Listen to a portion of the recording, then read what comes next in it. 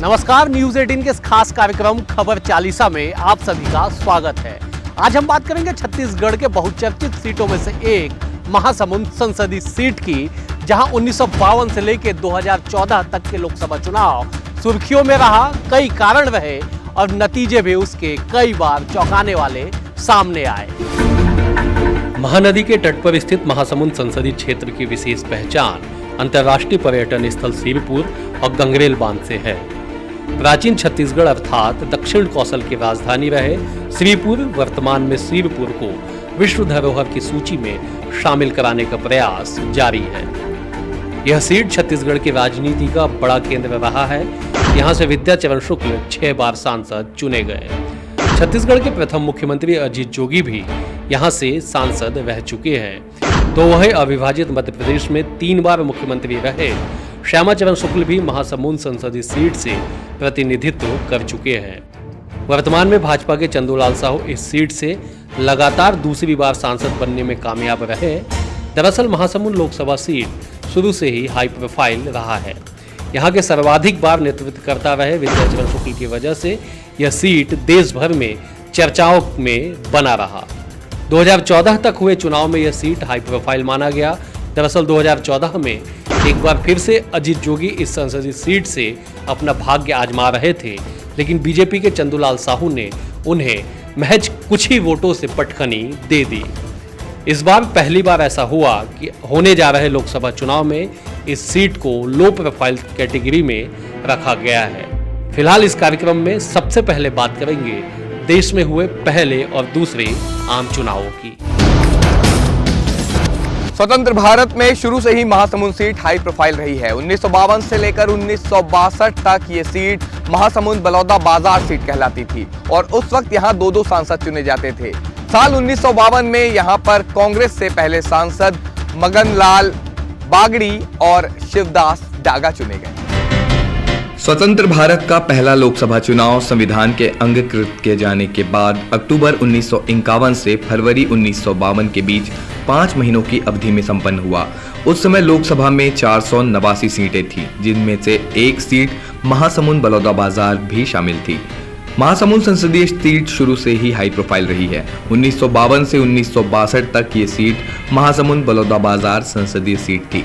तब एक साथ 2 सांसद चुने जाते थे। यहाँ के पहले सांसद 1952 में कांग्रेस के मगनलाल राधाकृष्ण बागड़ी और शिवदास डागा चुने गए थे। बात अगर दूसरे चुनाव की करें तो 1957 में कांग्रेस के विद्याचरण शुक्ल और मिनी माता अगमदास गुरु सांसद चुनी गई।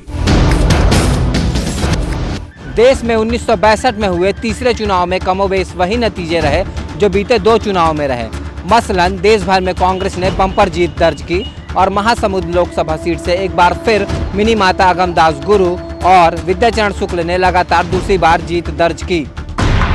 भले ही यह चुनाव बीते 2 चुनावी परिणाम के आसपास रहा हो, मगर इस चुनाव में भारत की आज़ादी के आंदोलन में सक्रिय योगदान देने वाले सशक्त हस्ताक्षर डॉक्टर खूबचंद बघेल ने प्रजातांत्रिक सोशलिस्ट पार्टी की ओर से विद्याचरण शुक्ल को जोरदार टक्कर दी थी।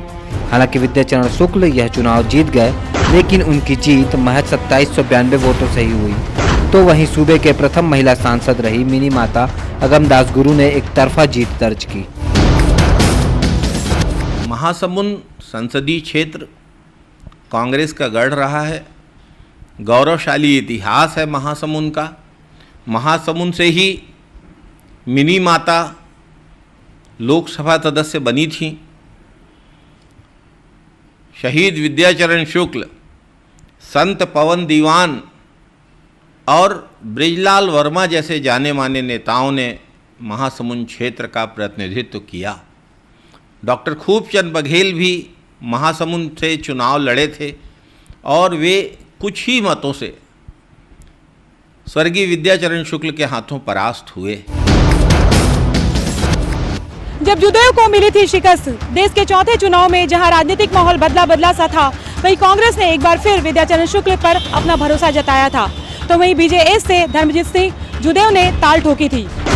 1967 में कांग्रेस इंदिरा गांधी की सरपरस्ती में पहला आम चुनाव लड़ने जा रही थी। इससे पहले 1964 से लेकर 1966 तक देश 4 प्रधानमंत्रियों को देख चुका था। 1967 के चुनाव में महासमुंद से कांग्रेस के विद्याचरण शुक्ल और बीजेएस से धर्मजीत सिंह जुदेव के बीच मुकाबला हुआ।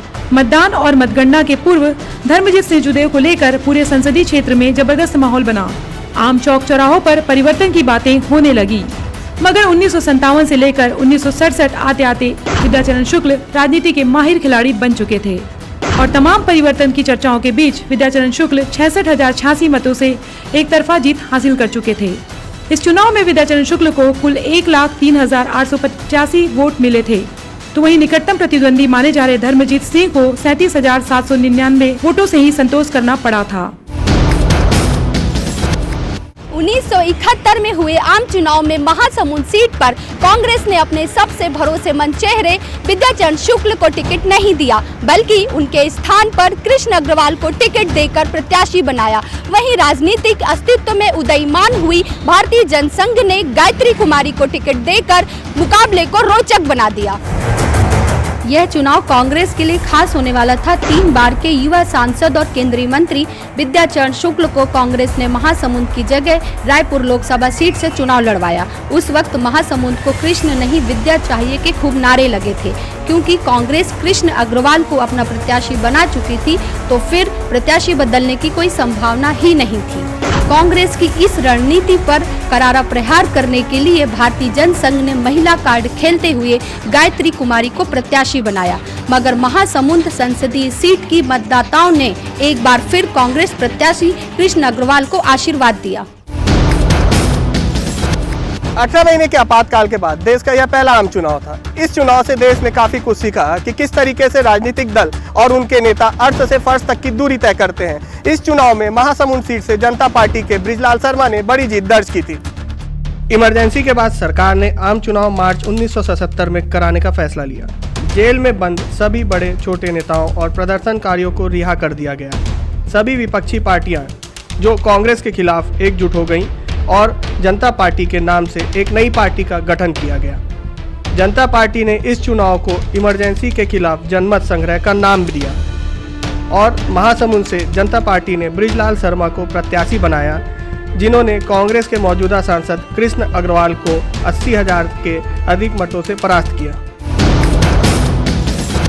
1977 में जब आपातकाल हटा और देश में चुनाव हुए, तो जनता पार्टी के चुनाव चिन्ह से हलधर किसान छाप से उस समय बृजलाल वर्मा जी, जो कि आपातकाल के दौरान भारतीय जनसंघ के प्रदेश अध्यक्ष थे, उन्होंने महासमुंद सीट से चुनाव लड़ा था। 1977 में आपातकाल हटने के बाद पूरे देश में जनता पार्टी का गठन हुआ था और बृजलाल वर्मा जी महासमुंद से लोकसभा सदस्य निर्वाचित हुए। बृजलाल वर्मा जी को महासमुंद में जीत के बाद केंद्रीय मंत्रिमंडल में भी स्थान दिया गया और वे पहले केंद्रीय उद्योग मंत्री और बाद में केंद्रीय संचार मंत्री बनाए गए थे। जनवरी साल 1980 में हुए आम चुनाव से पहले की बड़ी घटना थी भारतीय जनता पार्टी की स्थापना। दरअसल 1977 में कांग्रेस को शिकस्त देने वाली जनता पार्टी ज्यादा दिनों तक अपना वजूद कायम न रख सकी और 1979 में ही आरएसएस और भारतीय जनसंघ ने जनता पार्टी से अपना समर्थन खींच लिया और ऐसे में फिर एक बार विद्याचरण शुक्ल महासमुंद सीट से सांसद बने। इस चुनाव में केंद्र में गृह, रक्षा, वित्त, योजना, सूचना प्रसारण और विदेश मंत्रालय जैसे बड़े विभागों के मंत्री रह चुके विद्याचरण शुक्ल ने मौजूदा जनता पार्टी के सांसद बृजलाल शर्मा को 1 लाख से ज्यादा वोट के बड़े अंतर से हराया। तो वहीं 1984 में पहली बार चुनाव लड़ रहे भारतीय जनता पार्टी के डॉक्टर राकेश को 1,40,000 से ज्यादा मतों से पराजित कर महासमुंद के 5वीं बार सांसद चुने गए। लेकिन अगले आम चुनाव से पहले विद्याचरण शुक्ल ने कांग्रेस का हाथ छोड़ जन मोर्चा का दामन थाम लिया। 1989 में हुए आम चुनाव में विद्याचरण शुक्ल महासमुंद से सांसद चुने गए थे, लेकिन इस बार उनकी पार्टी कांग्रेस नहीं बल्कि जन मोर्चा थी। ऐसा पहली बार हुआ था कि वीसी शुक्ल कांग्रेस के खिलाफ चुनाव लड़े थे। उन्होंने कांग्रेस के संत पवन दीवान को हराया था। 1989 में हुए आम चुनाव के पूर्व वीसी शुक्ल ने पूर्व पीएम विश्वनाथ प्रताप सिंह के द्वारा गठित जन मोर्चा का दामन थामा और महासमुंद से चुनाव लड़ जीत दर्ज की। यह वीसी शुक्ल के कद का ही कमाल था कि महासमुंद की जनता ने पार्टी में नहीं बल्कि व्यक्तित्व पर मुहर लगाई। हालांकि ये चुनाव विद्याचरण शुक्ल के लिए महासमुंद से अंतिम बार सांसद बनने वाला साबित हुआ। विद्याचरण शुक्ला पहली बार कांग्रेस को छोड़े थे और देश के अंदर वीपी सिंह के पक्ष में जन मोर्चा को लेकर के जनता दल और समाजवादियों को मिलाकर के जो जनता दल बना था, और उस चुनाव में भाजपा मतलब गैर कांग्रेसियों ने जो गठबंधन करके जो चुनाव लड़ा था, उसका परिणाम था कि उस समय जो भी जहां से खड़े हुए कुछ जगह को छोड़ करके बड़े बड़े लोग चुनाव जीते थे। जो वीपी सिंह को लेकर के जनता दल के पक्ष में जो लहर था, मतलब एक प्रकार से इस देश की राजनीति में 77 में कांग्रेस के खिलाफ जो वातावरण था, उससे थोड़ा सा कम 1989 के इलेक्शन में उभार पैदा हुआ था और देश में फिर से एक बार गैर कांग्रेसी सरकार बनी थी। 1991 में हुए 10वें आम चुनाव में देश में काफी कुछ बदल रहा था, लेकिन महासमुंद की जनता अभी भी कांग्रेस के साथ थी और इस चुनाव में पिछले चुनाव में हार का सामना कर चुके कांग्रेस के संत पवन दीवान ने भाजपा के चंद्रशेखर साहू को 21,000 से अधिक वोटों से हराया।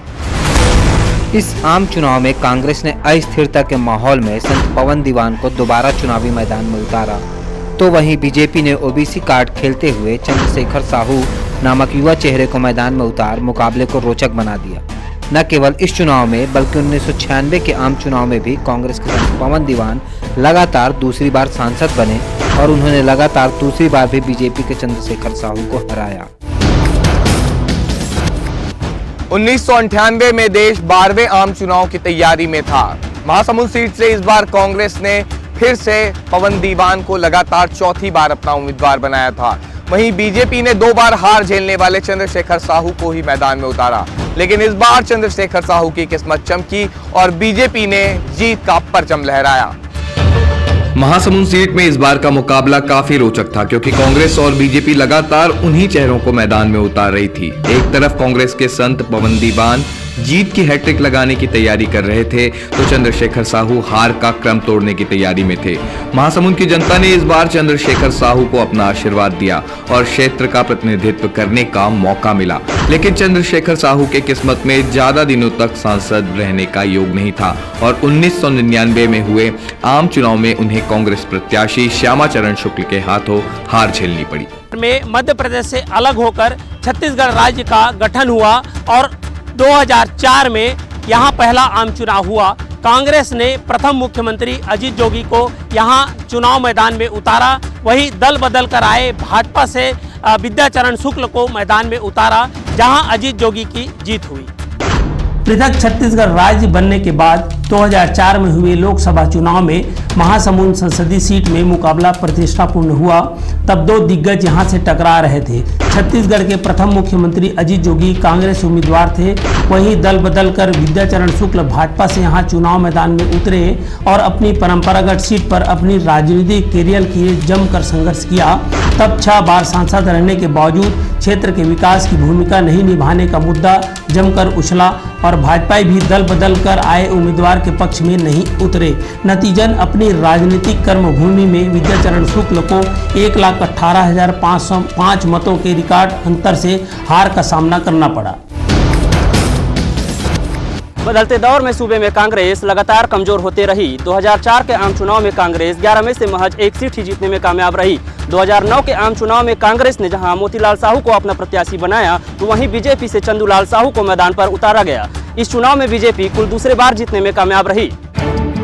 साल 2009 और 2014 में हुए आम चुनाव काफी रोचक रहा। 2009 में बीजेपी के चंदूलाल साहू ने कांग्रेस के मोतीलाल साहू और 2014 में अजीत जोगी को हराया। 2014 में महासमुंद से दोबारा चुनाव जीतने वाले बीजेपी के चंदूलाल साहू ने वरिष्ठ कांग्रेस नेता अजीत जोगी को महज 1217 वोटों से बेहद कम अंतर से हराया। 2014 में चुनाव काफी रोचक रहा। चंदूलाल साहू के नाम से 11 निर्दलीय उम्मीदवार थे, जिन्होंने यहाँ के चुनाव लड़ने के लिए नामांकन दाखिल किया था। हालांकि कभी इस बात की पुष्टि नहीं हो सकी कि उन सभी उम्मीदवारों के असल नाम थे या नहीं। यह भी कहा गया कि अजीत जोगी ने मतदाताओं को भ्रमित करने के लिए इन उम्मीदवारों को छद्म नाम से चुनाव मैदान में उतारा था और एक निर्दलीय चंदूलाल ने 20,255 वोट पाकर हलचल मचा दी थी। महासमुंद संसदीय क्षेत्र में 8 विधानसभाएं हैं, जो धमतरी, गरियाबंद और महासमुंद जिलों में फैली हुई हैं। 8 में से 5 सीटें फिलहाल कांग्रेस के पास हैं और 3 विधानसभा सीट भाजपा के पास है। महासमुंद लोकसभा क्षेत्र में महासमुंद के बाद सबसे बड़े शहर और जिले की बात करें तो नाम धमतरी का आता है, मगर यह धमतरी का दुर्भाग्य है कि देश का पहला आम चुनाव हो या फिर 2014 में हुए 16वां, आज तक धमतरी जिले को प्रतिनिधित्व नहीं मिला और न ही किसी भी राजनीतिक दल ने धमतरी से प्रत्याशी को मैदान में उतारा हो। वैसे चंद्रशेखर साहू और चुन्नीलाल साहू को छोड़ दें तो आज तक हुए सभी आम चुनावों में महासमुंद संसदीय क्षेत्र से बाहर के नेता ही प्रत्याशी बनते रहे हैं। दिलचस्प जानकारी ये भी है कि बीते 2 लोकसभा चुनावों में इस संसदीय क्षेत्र के 8 विधानसभा में कांग्रेस का दबदबा होने के बावजूद भाजपा ने लोकसभा सीट जीती है। वर्तमान में जो महासमुंद संसदीय क्षेत्र है इसमें 3 जिले आते हैं। महासमुंद जिसमें 4 विधानसभा क्षेत्र, गरियाबंद जिसमें 2 विधानसभा क्षेत्र और धमतरी जिले से धमतरी और कुरुद। सामान्यतः महासमुंद संसदीय क्षेत्र से विद्याचरण शुक्ल जी कई बार लोकसभा सदस्य बने और वे रायपुर में रहते थे। 17वीं लोकसभा के लिए चुनावी तैयारी चरम पर है। हाई प्रोफाइल महासमुंद सीट से एक बार फिर से जातिगत कार्ड खेला गया है। कांग्रेस ने अपने कद्दावर नेता वर्तमान अभनपुर विधायक धनेन्द्र साहू को प्रत्याशी बनाया है, तो वहीं बीजेपी ने पूर्व विधायक चुन्नीलाल साहू पे भरोसा जताया है। इस जातिगत समीकरण ने मुकाबले को काफी रोचक बना दिया है। अब इस रोचक मुकाबले का परिणाम क्या होगा, इसके लिए 23 मई तक का इंतजार हम सभी को करना होगा। फिलहाल इस कार्यक्रम में इतना ही। मुझे और मेरी पूरी टीम को दीजिए इजाजत। नमस्कार।